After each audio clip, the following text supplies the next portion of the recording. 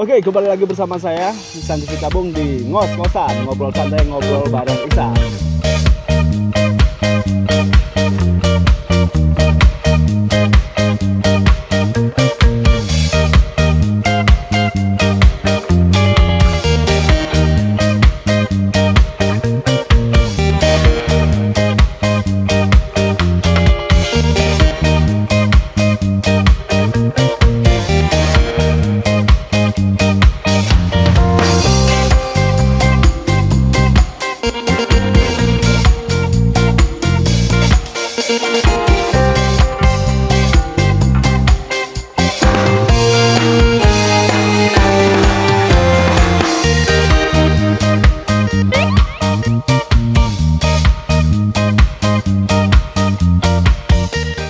Assalamualaikum warahmatullahi wabarakatuh, kawan yang menyenangkan di kelas bahasa Indonesia, khususnya di Fastikom Musik, di semua kelas. Hari ini kita sudah bersama dengan narasumber yang kemarin saya sudah sampaikan bahwa saya akan menyampaikan materi sebelum UAS berlangsung. Jadi kita hampir UAS, setelah materi ini kita langsung UAS. Nah, saya sudah bersama dengan Mas Erwin Abdillah. Halo Mas. Halo Mas Ihsan. Ya, Mas Erwin Abdillah ini adalah seorang penulis di koran harian Wonosobo Express atau Magelang Express. Untuk teman-teman mahasiswa di khususnya bahasa Indonesia ini kan lagi belajar cara menulis dan bahasa Indonesia di mahasiswa itu kan nanti kan akhirnya itu kan mereka bisa menciptakan sebuah karya ilmiah yang disebut jurnal ilmiah dan skripsi. Nah, tetapi hari ini revolusinya kan sudah berbeda ketika kita mendengarkan bahwa orang-orang sekarang jarang membaca, cara melakukan tulis-tulis ya, paling tulis caption, tulis status gitu kan. Nah, seberapa penting sih Mas dunia menulis menurut Anda ya Mas? Waduh ya, pertanyaannya berat.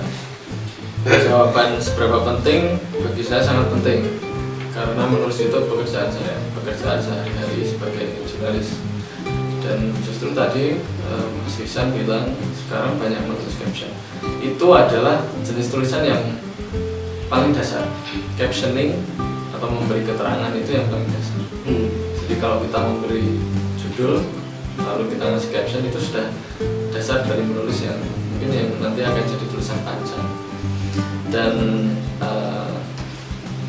bagi saya menulis itu penting karena banyak hal besar yang sekarang terjadi itu saya mulai dari menulis di masa lalu. Jadi menulis bagi saya itu juga portofolio pekerjaan. Mungkin tidak bagi semua orang, tapi dengan kita menuliskan pekerjaan kita mungkin di beberapa media, kita bisa men-track ulang secara online. Dan itu dapat merubah sebuah dunia. Iya, dan minimal jadi referensi kalau orang mempekerjakan kita atau mengajak kita untuk satu proyek. Dan dari menulis itu bisa merubah kehidupan Anda kan? Terutama kalau waktu itu kan saya pernah ngobrol nih sama Mas Erwin. Coba sih kita iseng cari di Google nama saya kan ada Ihsan Citabung, ada Iman Ahmad Ihsanuddin. Kita cari waktu itu ya, dan itu ternyata itu sangat mempengaruhi ya di kehidupan.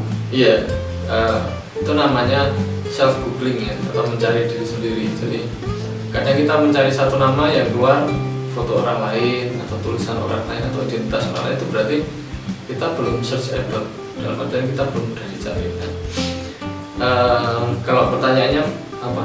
Bagaimana menulis mengubah kehidupan itu? Wah, itu gila itu besar sekali. Jadi gini, saya pernah jadi guru, desainer grafis, penjaga warnet pernah, penjual laptop, HP, sales ya. Kemudian dari berbagai profesi itu, skill yang penting itu nulis dulu, basisnya adalah nulis dulu. Apalagi kalau kita jualannya online.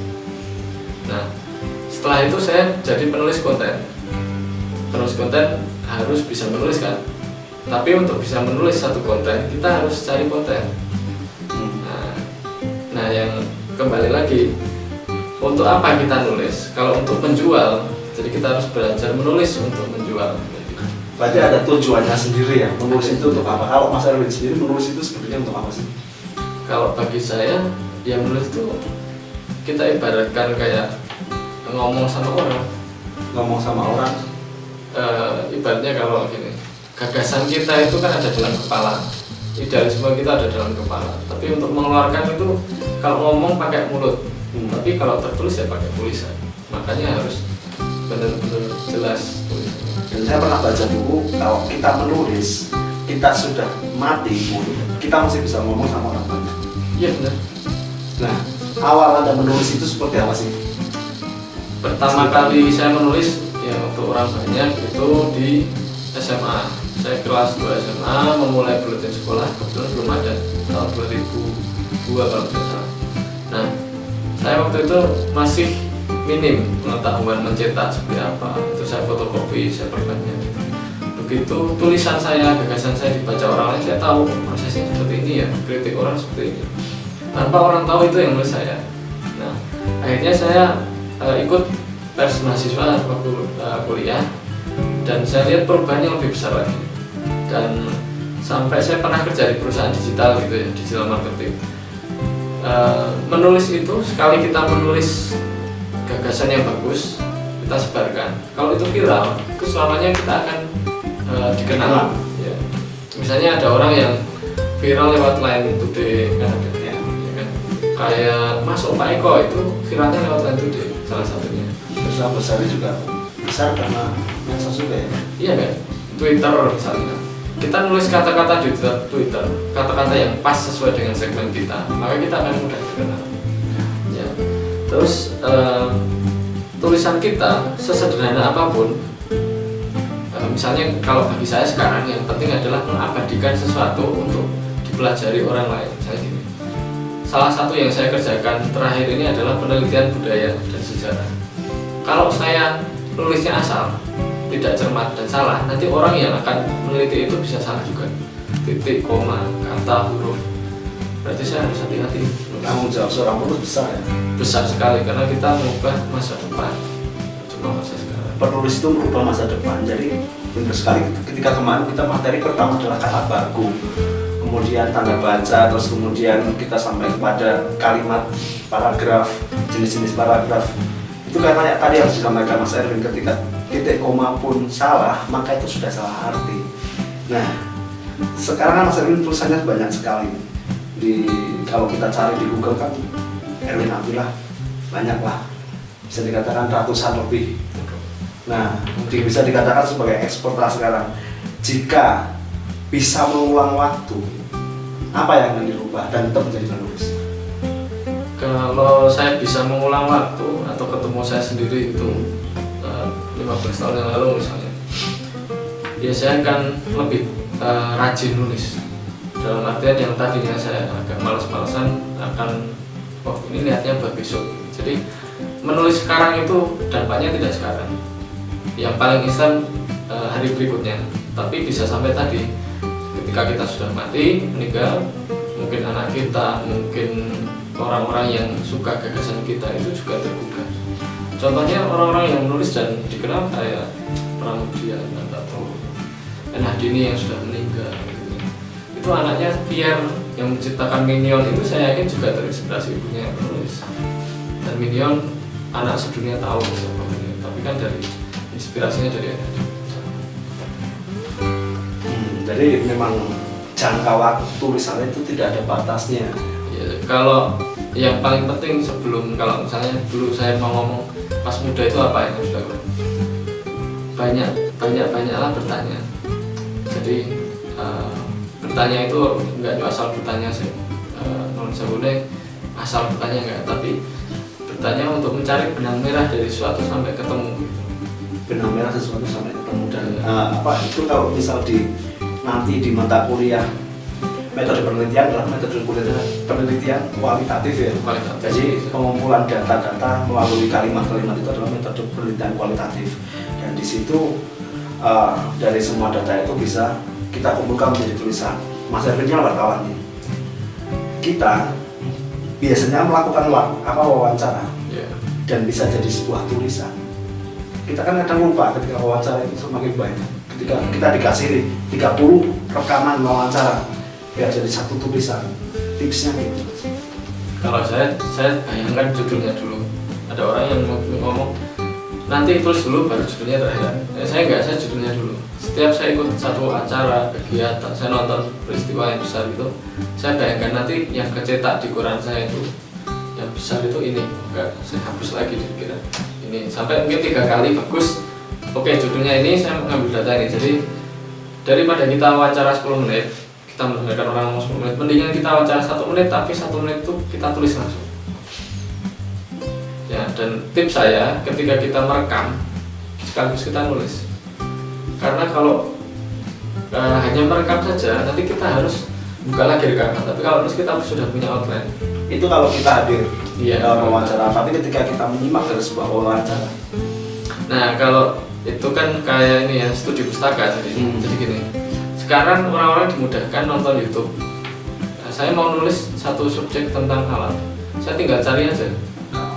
Misalnya Dieng, misalnya saya ngomong Dieng, perusakan tanah Dieng, biosfer Dieng atau endemik di Dieng.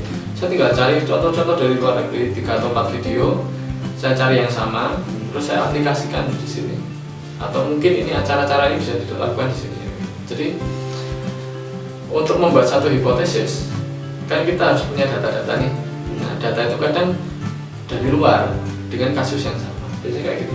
Oke, hipotesis itu bahasa sederhananya apa, Mas? Kalau Hipotesis itu ya gagasan. Ya, kalau di tulisan leads ya namanya. Kalau bahasa lebih sederhananya lagi apa? Ya topik sebenarnya. Topik ya. Jadi Iya. ini yang akan saya cekal. Iya, Dan jadi- tujuannya itu loh. Ya hipotesis itu kan ide ini yang akan saya pertahankan gitu. Saya punya, wah kalau ini ketemu ini jadinya ini. Nah itulah. Dugaan. Ya, Lebih kepada dugaannya. Ya, kalau di penelitian kan biasanya ada sintesa, antitesa. Ini teman-teman belum sampai kepada metode penelitian di semester 1 ini. Oke, kemudian kalau ini rekomendasi buku bacaan dari Mas Erwin agar bisa langsung nulis. Kalau rekomendasi yang langsung nulis, kalau saya pribadi majalah Majalah. ya, Majalah. majalah Kubu contohnya. Kalau dulu zaman saya majalah Hai, ada dalam di sekolah ada MOP, mungkin ada yang tahu. MOP tahu pasti. Terus kalau yang cewek kan ada Gadis dulu ya. Nah, majalah alasannya apa? Karena majalah itu menarik. Kalau saya senang band, saya akan bacanya Hai, lifestyle gitu. Nah, kalau anak-anak, Bubu karena banyak kisah. Dan setelah baca Bubu, saya ingin bikin satu kisah sendiri. Nah, kalau bagi saya standar kayak tata bahasa, kayak penyampaian itu adanya di karya-karya klasik. Karya klasik itu kayak kalau di Indonesia ya ada era-era seperti mungkin siapa namanya Pak Ahmad Tohari, dan Hadini itu mungkin termasuk karya klasik. Kalau dulu ada Sultan Takdir Ali Sabana misalnya, era-era itu sastrawan lama. Kalau yang baru-baru kayak geng atau apa ya, komunitas hutan kayu itu Gunawan Muhammad misalnya. Kalau tulisan yang bagus itu ya Dahlan Iskan. Dahlan Iskan. Dahlan Iskan. Nah, ini ada pertanyaan dari teman-teman. Gimana caranya kita membuat gaya tulisan kita? Kan kalau kita lihat kan, kalau misal tulisan itu kan dibaca ada nadanya nih. Agar orang yang baca itu kena bacanya, nyaman gitu. Kalau saya tetap patokannya ke klasik. Contohnya kalau karya luar negeri ya mungkin teman-teman pernah tahu Great Gatsby. Great Gatsby itu sudah ada filmnya. Kalau malas baca bukunya, nonton filmnya sama. Karya-karya lama yang sudah difilmkan banyak sekali, tinggal dipilih. Contohnya karangan Shakespeare, Romeo and Juliet itu karya tulisnya bagus. Klasik termasuk. Klasik. Great Gatsby itu romans tahun 40-an, 50-an bagus. Terus Pride and Prejudice itu masa-masa 1800-an. Kemudian kalau saya sukanya kisah anak-anak seperti enggak anak-anak sih, Lord of the Ring, lalu Narnia, Chronicle of Narnia, itu saya punya bukunya. Kebetulan mahal. Nah, kalau jenengan belajar bahasa Inggris itu karyanya akan lebih luas lagi. Tapi kalau Indonesia saya rekomendasi ke Ahmad Tohari, Ronggeng Biru Paru, Bekisar Merah dan sebagainya. Kalau Mas Erwin sendiri berapa buku yang sudah diciptakan? ditulis. Kalau personal nama saya belum ada, tapi kalau dilibatkan itu mungkin ya kurang dari 10, ada 8 atau 7 atau 8. Belum ada keinginan untuk mempersoalkan. Pernah, tapi waktu itu harus self publish, jadi saya nggak suka. Sebenarnya yang saya nggak harus bayar tapi dicetak. Karena kan setiap penulis itu punya idealis masing-masing. Iya. Ada yang pengen tenar, ada yang pengen jual buku, jual tulisan. Ya ada yang seperti itu. Iya, kalau saya cenderung ini mas, mempublikasikan tulisan nggak harus cetak, tapi saya punya blog pribadi erwinabdillah.my.id. Nah di situ tulisannya panjang-panjang semua. Dan teman-teman juga bisa buat blogsnya itu sendiri, apalagi teman-teman nggak TI ya. Iya, TI harus bisa bikin itu. Nah, teori dasar dalam menulis itu apa saja mas? Teori dasar. Kalau saya dulu kebetulan belajarnya pendidikan bahasa Inggris. Teori dasarnya adalah 4 basic skill atau 4 keahlian dasar, yaitu listening, speaking, reading, writing. Jadi sebelum kita bisa menulis itu kan nomor 4 terakhir. Kita harus bisa mendengar dulu, lalu kita harus bisa berbicara. Kalau sudah berbicara kita harus bisa membaca, baru terakhir menulis. Orang yang tidak bisa membaca itu agak mustahil menulis. Nah, nyoret-nyoret kalau bisa. Tapi kalau secara secara mendasar, teori dasar menulis tekniknya itu cuma kata benda ketemu kata kerja sudah jadi satu tulisan. Saya makan itu saya tulis sudah jadi satu tulisan. Dengan 2 kata itu ya. Iya, kata benda sudah bisa jadi beberapa paragraf. Ya, tinggal gabung saja semuanya. Oke, nah tips nih buat teman-teman yang baru saja mau mulai nulis. Tips paling dasar. Ya, tips paling dasar adalah meniru.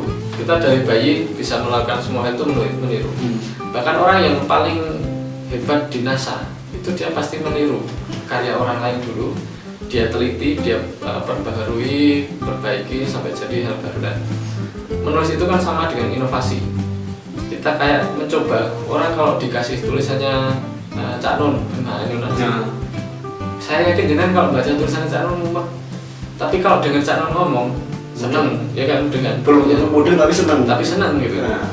Jenengan lihat Sujiwotejo ngomong seneng, lihat tweetnya ngekek, nangis. Tapi kalau lihat baca tulisannya, bukunya belum tentu paham.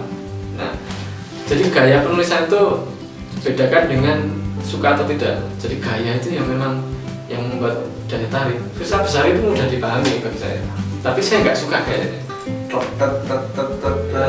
Makanya itu kita tiru nggak masalah. Ya.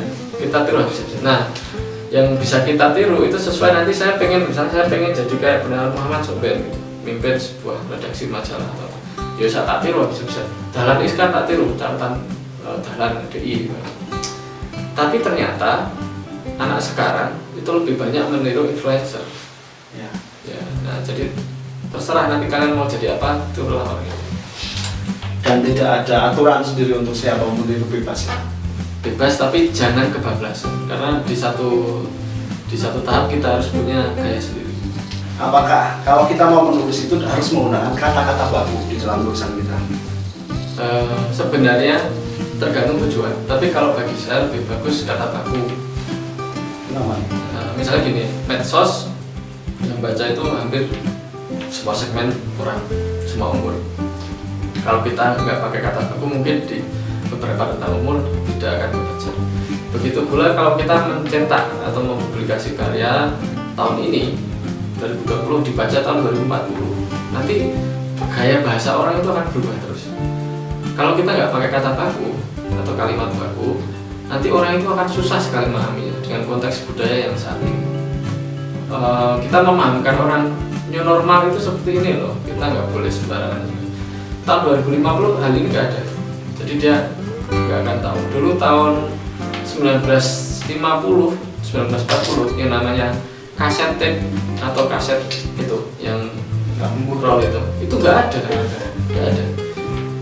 Nah makanya ketika ada kaset tape tahun 70 mungkin atau 60-an itu kita nulisnya masih kaset tape miring. Begitu setelah tahun 90 kaset tape itu udah nggak miring lagi. dan sekarang sudah itu hilang kata itu karena diganti MP3 mungkin atau MP4 atau format lain atau flash disk mungkin kalau sekarang Ya. atau Google Drive malah.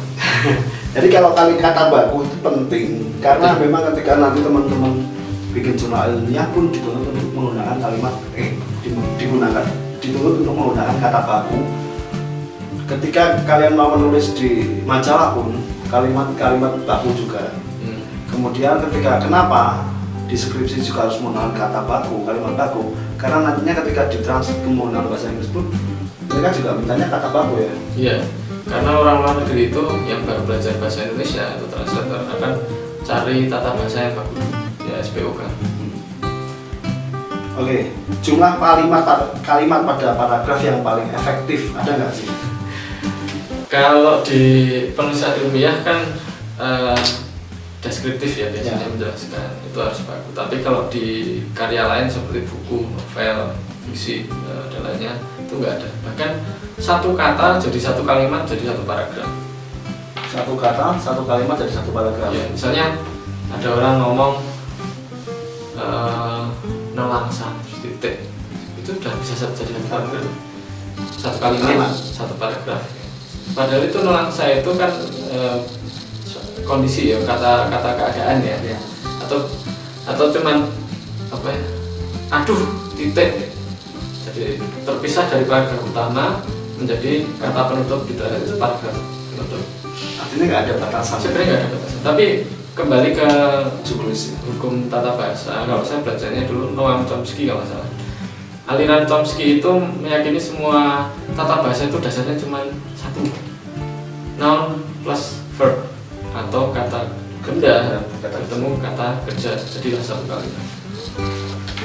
Oke, jadi ada juga yang mengatakan bahwa satu kalimat itu minimal 3 paragraf ya juga ada ya.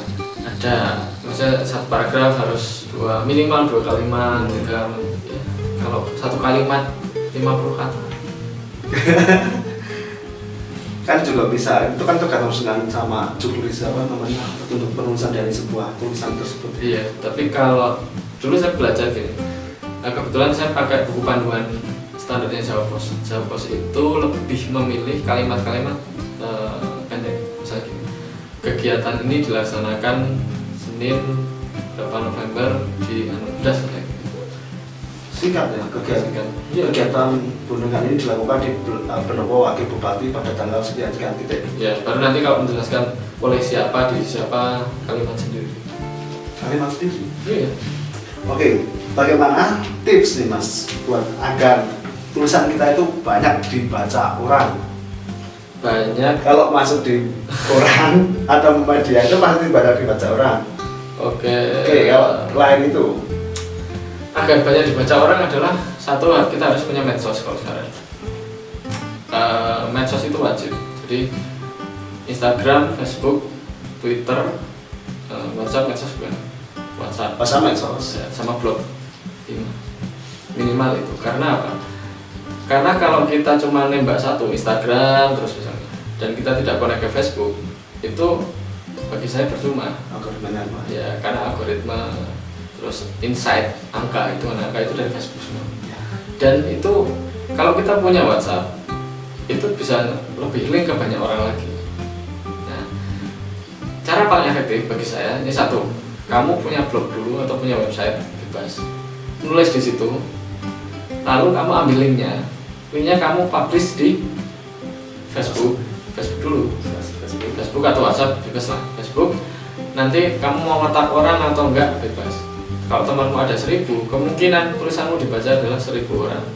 Lalu kamu screenshot tulisan itu, kamu posting di Instagram, kamu sertakan linknya atau link di bio, sudah selesai. Itu paling simpel ya. Itu paling simpel.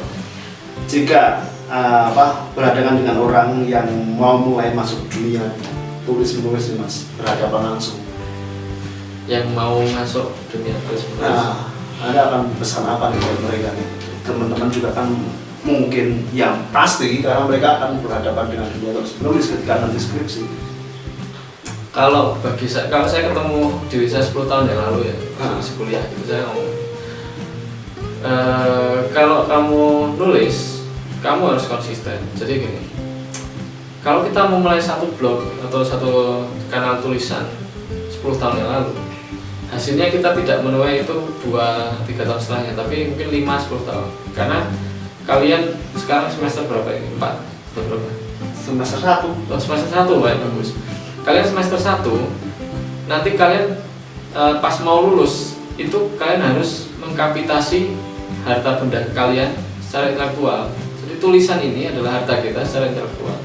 Ketika kita mau daftar kerja, kalau kita sudah punya portofolio tulisan banyak, misalnya kamu mau melamar di perusahaan digital nih, portofolio mana?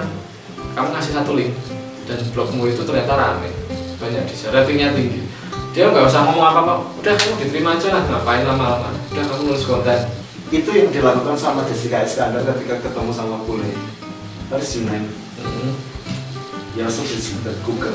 Dicarilah aja di Google. Cari di Google. Carilah namaku di Google. Iya. Kalau kamu mau mengenal saya. Dan itu ternyata bisa diterapkan ketika kita mau kerja ya. Dan juga Iya, ketika benar. kita mau kerja pun di Google Fit juga kita dimasukkan medsos kita. Iya. Karena disitulah kita bisa dilihat perilaku kita. Iya. Dan dunia maya itu bukan hayal mas, dunia maya itu dunia nyata tapi yang lain. Jadi dunia profesional itu kejam. Ketika kita dianggap orangnya asal-asalan dan sebagainya, itu bisa dilihat di dunia maya. Dan pengalaman saya ikut ikut proyek-proyek desain grafis luar, kalau posting kita itu bagus, tapi orang sana sudah mikirnya positif, satu nilai plus. Positif, defect itu. Iya, tulisan kita benar misalnya. Kita bikin deskripsi secara estetik nggak gaya-gayaan. Sorry. Kamu kalau mau gaya-gayaan, bawa 50.000 masuk kafe, foto-foto saja, sudah gaya. Tapi kamu hanya akan mempromosikan kafe itu. Ya. Kalau kamu mau mempromosikan dirimu, kamu nulislah di situ. Foto lah menurut yang ada di kafe. Di situ kamu mempromosikan kafe itu, tapi dengan tulisannya kamu itu kamu mempromosikan diri kamu sendiri. Nah, kalau dia dibalik, kamu sedang mempromosikan kamu lewat kafe itu. Dibalik. Dari pola itu diubah. Pasti banyak yang nggak paham nanti dia Pak. Oke, jadi nanti teman-teman langsung komen di kolom komentar, nanti ada jawaban-jawaban. Nah nih, bagaimana cara agar tulisan kita itu dapat menghasilkan dolar atau rupiah? Oke, enggak iya deh. Rupiah. Jujur, salah satu profesi saya yang langsung dapat, kalau itu dolar. Jujur, dolar dari nulis adalah reviewer dulu pertama. Setelah reviewer saya agak bosan, saya jadi content creator. Jadi kalau reviewer itu gini, ada aplikasi baru. Saya ngasih review satu paragraf, isinya 12 kata. Isinya 12 kata itu apa aja? Misalnya gini, ada aplikasi baru namanya gateway pembayaran. Wah, gateway ini cepat banget, saya top up nggak pernah gagal dan sebagainya. Itu dalam bahasa Inggris. Satu review harganya taruhlah 0,4 dolar. Jadi kalau saya mau dapat $1 ya 3 review. Akhirnya saya bicara dengan $1 satu tulisan, jadi content writer. Satu konten isi 400 kata, $1. Waktu itu dolar 12.500, sekarang 14.500. Saya mikir lagi, wah kalau yang mana rugi saya waktu. Akhirnya saya nggak melakukan semuanya. Akhirnya saya pernah jadi blogger kayak gitu. Jadi saya jalan-jalan, kadang dibayar, kadang enggak. Nggak matang. Iya, Bebas. hotel dan sebagainya. Saya modalnya cuma nulis. Ya itu saya kalau akumulasikan, wah itu mahal gitu. Nah, dan yang sebenarnya paling realistis kalau sekarang adalah kita, yaitu tadi kita ngupeni satu blog aja selama 5 tahun istiqomah. Nanti akan ada jalannya. Kalau YouTube kan dapat AdSense, sebenarnya website dapat AdSense, tapi orang zaman sekarang itu lebih menjual portofolio. Jadi saya ingin dapat 1 kali nulis 2 halaman dapat 1 juta, hari ini sudah bisa. Caranya? Ya kalau saya kerja di media ya saya ambil iklan yang tulisan 500 kata tapi dealnya 1 juta. Misalnya saya memprofil kamu usaha, Pak saya bikin Anda terkenal lewat tulisan, deal 1 juta. Udah, itu cuma 500 kata saya dapat 1 juta. Itu yang paling realistis sekarang. Tapi untuk sampai ke situ kan kita harus ada track record kan? Kembali lagi, kalau kamu mau mengenal aku, cari aja di Google itu tadi. Ketika kita sudah punya nama di situ. Atau gini, terus terang saya beberapa kali ikut proyeknya pemerintah, kayak mungkin Mas Isan tahu. Saya ikut nulis caption di buku foto, lalu kemudian saya ikut penelitian untuk event.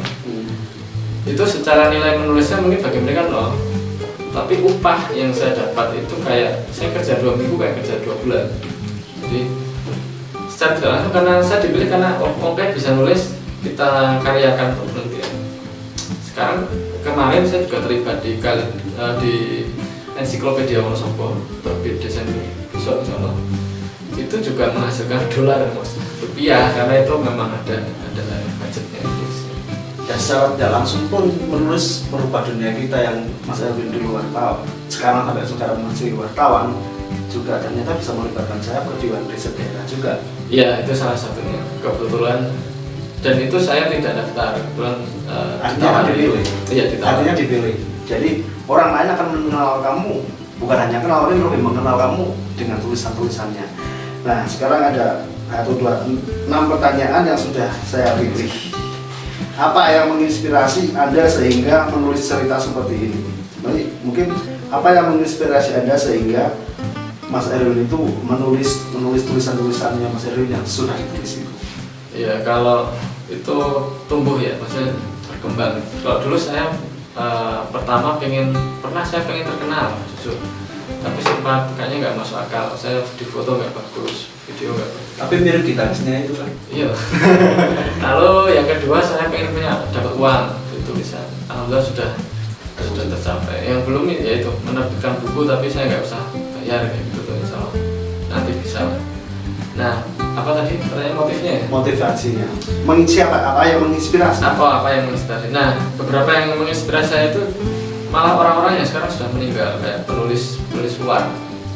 Kalau tahu Ernest Hemingway mungkin, Scott Fitzgerald. Scott itu yang nulis Fresh. Ya banyak banget itu ya. Fitzgerald itu ya kayak Gatsby, kalau saya Fitzgerald. Dan penulis luar itu backgroundnya ada yang dari darah kerajaan, orang super kaya, tapi ada yang gembel gitu. Dan mereka sama-sama diangkat derajatnya lewat tulisan sampai sekarang. Bahkan karyanya setelah 100 tahun difilmkan dan jadi terkenal. Orang nggak tahu tuh si nulis sopo mati wong. Nah, sebagainya yang seperti itu. Dan banyak sekali penulis yang seperti itu ya. Apa sih motivasi Anda membuat tulisan-tulisan itu? Saya ingin mengubah suatu keadaan, jadi minimal mengubah diri saya sendiri lewat apa yang saya tulis. Minimal misalnya saya nulis tentang pentingnya mata air di era Mataram kuno atau Medang tahun 800-900 di Wonosobo, Mangun dan sekitar. Itu mungkin sudah kelewat peristiwanya, tapi sampai anak cucu kita 1000 tahun lagi itu harus dikenang gitu. Tapi kan nggak ada narasumbernya. Narasumbernya ya batu-batuan itu. Belajar dari katanya bahasa Inggris tapi bisa belajar dari sini. Nah, itulah kalau kita senang membaca.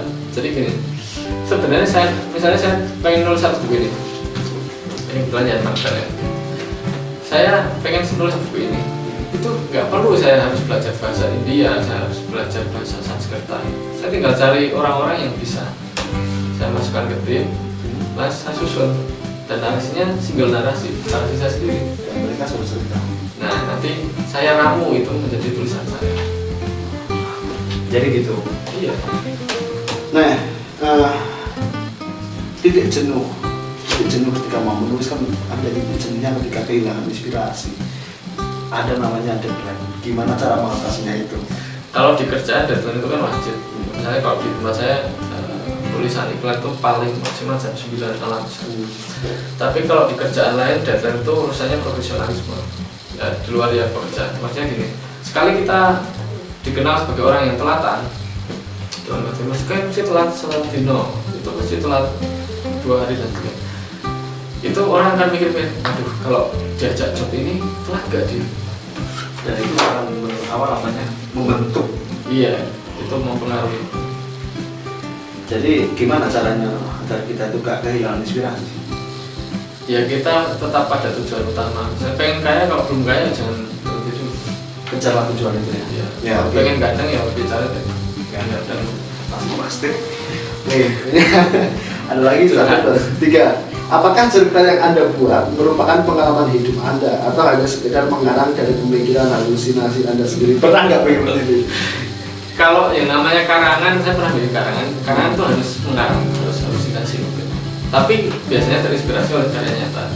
Tapi kalau saya sekarang kerja di jurnalistik itu tidak boleh ngarang sama sekali. Harus fakta. Harus sesuai dengan omongan narasumber. Kita tidak boleh masukkan pemikiran kita dalam satu berita. Pernah? Belum pernah. Awal mungkin. Kalau selama kerja di koran saya belum masukkan pemikiran, nggak boleh itu kode etik. Ketika saya bikin karya fiksi ya bebas ya. Nah, tapi kalau penelitian kembali ke hipotesis. Jadi gini loh.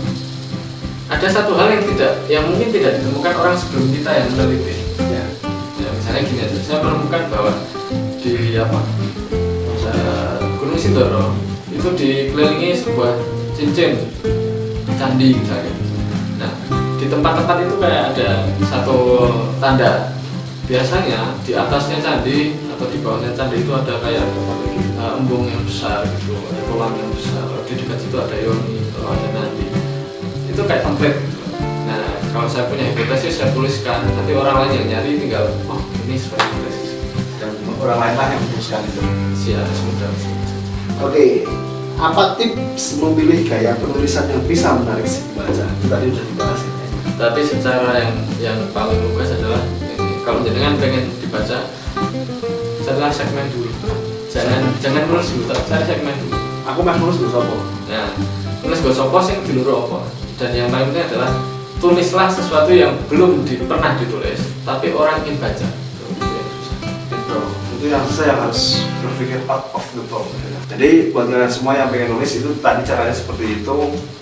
Menulis itu bisa merubah dunia.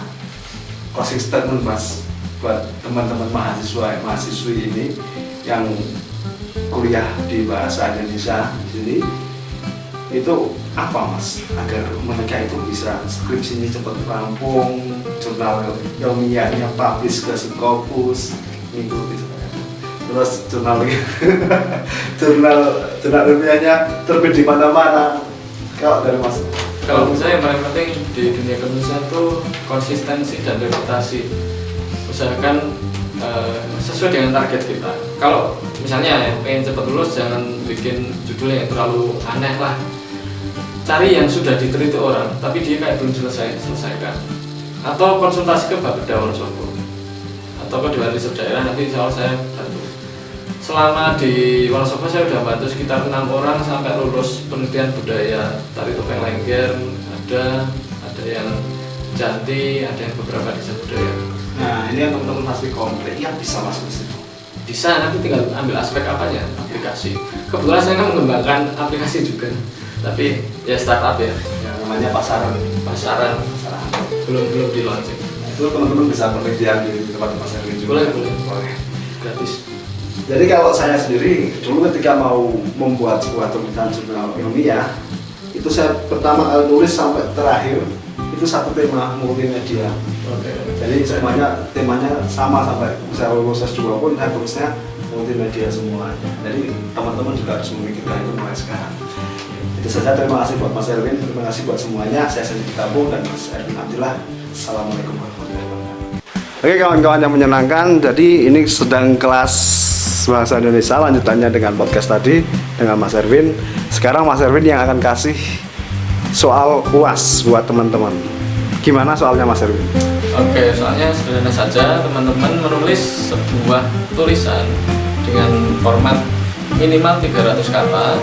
Isinya adalah surat atau PR atau pekerjaan rumah untuk calon Bupati Wonosobo, siapapun nanti yang terpilih.